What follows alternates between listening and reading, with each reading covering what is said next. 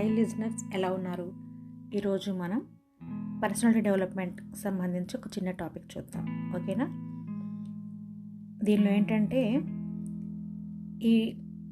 ఇవి మనం ఇంప్లిమెంట్ చేయడం వల్ల పర్సనల్గానే కాకుండా ప్రొఫెషనల్గా కూడా మనల్ని మనం కొంచెం బెటర్ పొజిషన్కి తీసుకెళ్ళడానికి అవకాశం ఉంటుంది. సో ఈ చిన్న టిప్స్ చెప్తాను, వినండి, ఓకేనా? వీళ్ళు ఏంటంటే first one, procrastinating things. That means పనులు వాయిదా వేయటం. కొంతమంది ఏ రోజు పనులు ఆ రోజు చేయకుండా వాయిదా వేస్తూనే ఉంటాయి. ఇది చాలా బ్యాడ్ హ్యాబిట్ అనమాట, పనులు వాయిదా వేయటం. Next one, fear of failure. మనం ఆ పని స్టార్ట్ చేయకముందే అది మనం ఫెయిల్ అవుతావేమో, వైఫల్య భయం, మనం ఫెయిల్ అవుతావేమో అని ముందుగానే భయపడుతూనే వాళ్ళు ఫస్ట్ స్టార్ట్ కూడా చేయరు. Next one, not acknowledging your floss. అంటే మన లోపాలని మనం గుర్తించకపోవటం. ప్రతి వ్యక్తి ఎవ్వరూ పర్ఫెక్ట్ కాదు ఫ్రెండ్స్. ప్రతి వ్యక్తిలో కొన్ని లోపాలు ఉంటాయి. మన లోపం ఏంటి అని మనం గుర్తించాలి.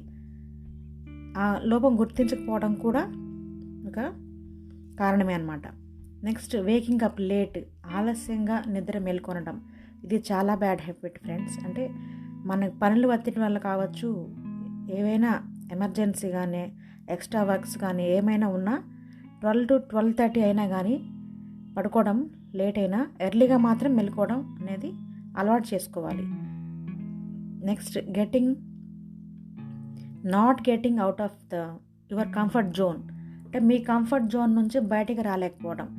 అంటే కొంతమంది వాళ్ళ కంఫర్ట్ జోన్, వాళ్ళకి ఏది ఇష్టమైతే అందులోనే అవే పనులు చేస్తూ అలాగే ఉంటారు. కానీ కొత్తవి ట్రై చేయడానికి కానీ లేదా ఏవైనా వాళ్ళు అసలు ఇష్టపడరు అనమాట. వాళ్ళ కంఫర్ట్ జోన్లోనే ఉంటారు. అవి దాటి వాళ్ళు బయటికి రావడానికి అసలు ఇష్టపడరు. And then having negative self talk. That means ప్రతికూలంగా ప్రతి ఒక్కదాని గురించి మనల్ని మనం తక్కువ అంచనా వేసుకోవటం. ప్రతి ఒక్కదాని గురించి మనం అది చేయలేవేమో, అయితే మనకు అది సాధ్యం కాదు, మనం అది చేయగలమా అనుకుంటూ మన గురించి మనమే నెగిటివ్గా సెల్ఫ్ టాక్ చేసుకుంటూ ఉండటం. And then not exercising at all. అంటే అస్సలు ఏ మాత్రం కొంచెం కూడా వ్యాయామం చేయకుండా, ఎక్సర్సైజ్ అస్సలు చేయకుండా, అంటే మినిమం వాకింగ్ కూడా చేయకుండా రోజు మొత్తం అట్లీస్ట్ బ్రీతింగ్ ఎక్సర్సైజెస్ అయినా అవి కూడా చేయకుండా చాలామంది ఇలా బద్ధకంగా రోజు మొత్తం గడిపేస్తూ ఉండటం. ఇది కూడా ఒక బ్యాడ్ హ్యాబిట్ అనమాట. Next one, living in an unhealthy relationship. అంటే వాళ్ళు మంచి రిలేషన్షిప్లో ఉండడం కూడా దీనికి ఒక కారణం. Next, looking for perfectionism in everything. ప్రతి దానిలో కూడా పరిపూర్ణత కోసం వెతకటం. అంటే దీనిలో పర్ఫెక్షనిజం కోసం మనం ప్రతి దాని కోసం చూడడం. అంటే దీనిలో చాలా కండిషన్స్ ఉంటాయి ఫ్రెండ్స్. అవేంటంటే, ఫర్ ఎగ్జాంపుల్, చిన్నపిల్లలు ఉన్న ఇల్లు ఒక రకంగా ఉంటుంది, ఓల్డ్ ఏజ్ పీపుల్ ఉన్న ఇల్లు ఒక రకంగా ఉంటుంది, బ్యాచిలర్స్ ఉన్న రూము ఒక రకంగా ఉంటుంది, అండ్ హౌస్ వైఫ్స్ మ్యారీడ్ కపుల్ ఉన్న ఇల్లు ఒక రకంగా ఉంటుంది. అవి అలా ఉండడమే correct.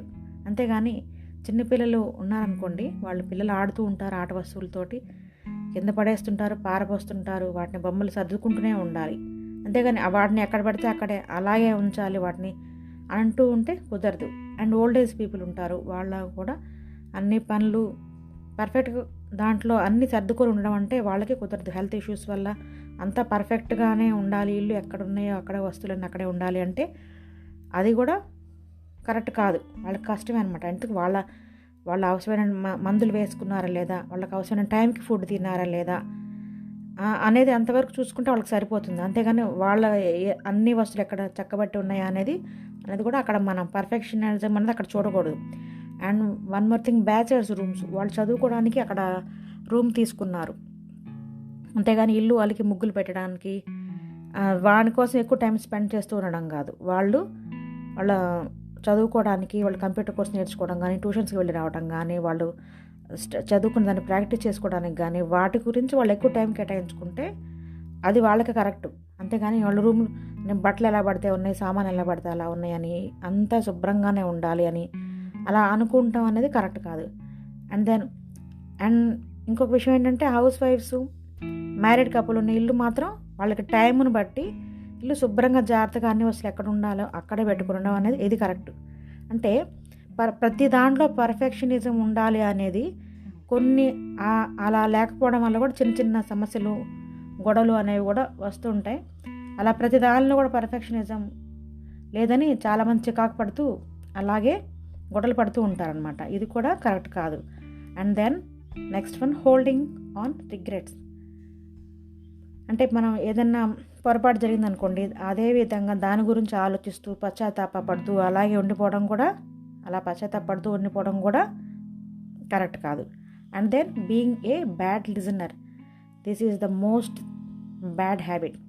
Being a bad listener. కొంతమంది చెప్పే విషయాలు కూడా అసలు వినరు. అసలు వాట్ హ్యాపెండ్ అనేది ఫస్ట్ వినాలి. ఆ వినడం అనేది ఆ ఒక్క లక్షణం కూడా ఉండదు. అసలు వినరు. వినడం కూడా వాళ్ళకి చాలా చికాకుగా అనిపిస్తుంటుంది అనమాట. అలాంటి బ్యాడ్ లిజనర్స్ ఉంటారు చాలామంది. అది కూడా ఒక బ్యాడ్ హ్యాబిటే. And final one, spending a lot of time on social media. ఇది ప్రజెంట్ సిచ్యుయేషన్ ఫ్రెండ్స్. సోషల్ మీడియాలకి ఎక్కువ సమయం టైం స్పెండ్ చేయడం అనేది చాలా బ్యాడ్ హ్యాబిట్. మనం నెట్ ముందు కూర్చున్నాం అనుకోండి, ఫోన్ కానీ ఆన్లైన్ వర్క్స్ ఏమైనా చేసుకోవాలనుకుని కానీ ఫోను, ల్యాప్టాప్, కంప్యూటర్ ఏదైనా వర్క్ గురించి మనం ఏదైనా ఒక వీడియో క్రియేట్ చేయడానికో, లేకపోతే ఏదైనా ఒక వెబ్సైట్ సర్చ్ చేయడానికో, లేకపోతే మనం ఏదైనా ఒక ప్రాజెక్ట్ వర్క్కి ప్రింట్స్ తీసుకుందామనో, ఏదైనా ఏ పని గురించి మనం అయితే ఆన్లైన్ వర్క్ చేసుకుని కూర్చున్నామో అంతవరకు చేసుకొని దాంతో స్టాప్ చేయగలగాలి. లేదా ఎంటర్టైన్మెంట్ గురించి అనుకోండి, ఎంటర్టైన్మెంట్ ఎంత ఒక మ్యాక్సిమం ఒక హాఫ్ అన్ అవర్, ఒక 1 అవర్ అంతవరకు చూసుకొని దాన్ని ఆపగలిగి అంత మైండ్ కెపాసిటీ మనం డెవలప్ చేసుకోవాలి. అలా కాకుండా ఒకదాని తర్వాత ఒకటి అలా చూస్తూ వెళ్తుంటే మనకి టైం వేస్ట్ అనేది అవుతుంటుంది. ఈ చెప్పిన పాయింట్స్ అన్నీ, ఈ 12 బ్యాడ్ హ్యాబిట్స్ని వదులుకోవటం వల్ల మనం పర్సనల్గా, వ్యక్తిగతంగానే కాకుండా వృత్తిపరంగా కూడా మనం ఎదగడానికి సహాయపడుతుంది. అవే కాకుండా ఇంకా never go back to A person who cheated you. మనల్ని ఒకసారి చీట్ చేశారు అనుకున్న వ్యక్తి దగ్గరికి మనం అసలు వెనక్కి తిరిగి చూడకూడదు. Next one, never let any one disrespect you. నిన్ను ఎప్పుడైనా ఎవరైనా అగౌరవపరిచినా, అవమానంగా మాట్లాడినా వాళ్ళని కూడా మనం ఎప్పుడు వెనక్కి తిరిగి చూడకూడదు. And then always have the ambition to be better. మనకు ఒక ప్రత్యేకమైన గోల్ ఉండాలి, ఒక అంబిషన్ ఉండాలి. దాని గురించి మనం ఎప్పుడు ప్రయత్నం చేస్తూ, కృషి చేస్తూ ఉండాలి. And protect who is behind you and respect who is beside you. మనల్ని మనం కాపాడే వాళ్ళని మనం ఎప్పుడు వాళ్ళు మన పక్కనే ఉంచుకోవాలి. వాళ్ళు మనకు ధైర్యం అనమాట. And respect who is beside you. మన పక్కన ఉండే వాళ్ళకి ఎప్పుడు మనం గౌరవం ఇవ్వాలి. అది చాలా మోస్ట్ ఇంపార్టెంట్ అనమాట. And most important thing is don't beg for a relationship.